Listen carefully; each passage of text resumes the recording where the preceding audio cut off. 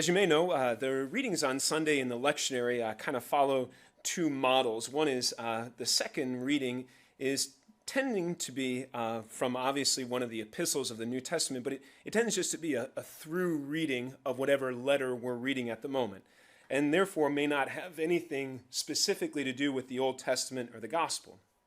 Whereas the Gospel and the Old Testament reading are picked particularly. So as we're making our way through Matthew, the lectionary is organized in such a way that the first reading is picked in a way to match some part of the message from the gospel. And so it's interesting this weekend that we have this experience of Elisha in the Old Testament and this wonderful sign of hospitality.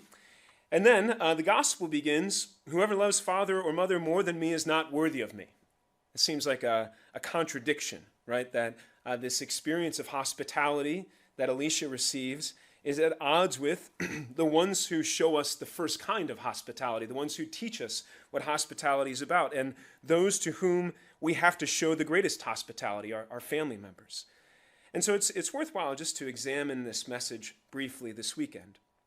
And the first encouragement that I have is this, that hospitality seems to be one of the things that maybe we're lacking in the world at the moment. That even those who are secular humanists, those who don't share our faith, can acknowledge that there's a lack of welcome in our world, a lack of hospitality. And at the same time, what a great gift it is for those of us who are able to show hospitality and receive it. And so if it's been a while since you've hosted someone or you've reached out with an invitation to coffee or dinner or whatever it might be, maybe this is the Lord speaking to you now. And that hospitality doesn't have to be with a beautiful home or a perfect meal or a great beverage. The most important kind of hospitality we show is by making our presence a place of home for others, so that others should feel welcomed by us no matter what our circumstance or environment is. That everyone's in need of a smile, of a kind word. And that's really what Jesus desires for us, that our presence is such, rooted in Him, that we can welcome whoever comes into our life with warmth and make them feel safe in our presence. And the second thing is this.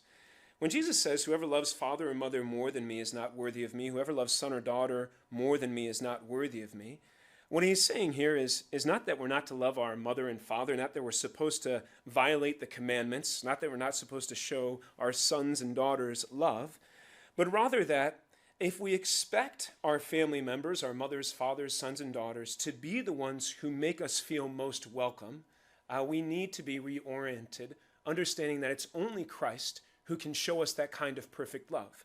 It's only Jesus who knows exactly what we need in every moment. It's only Jesus in whose presence we are perfectly secure.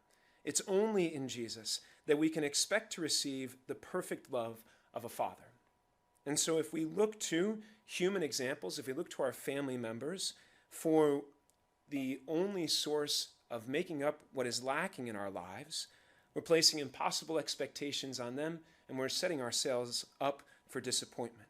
And I think this is what Jesus is getting at as we bring these two readings from the Old Testament and the Gospel into conversation with one another. That as we see the hospitality extended to the prophet, and as Jesus reminds us, he who shows hospitality, he who receives a prophet because he's a prophet will receive a prophet's reward, is also reminding us that the only one who can receive us perfectly is the Trinity, in and through Jesus Christ and the power of the Spirit. And so may this week we find that safety and security in Him.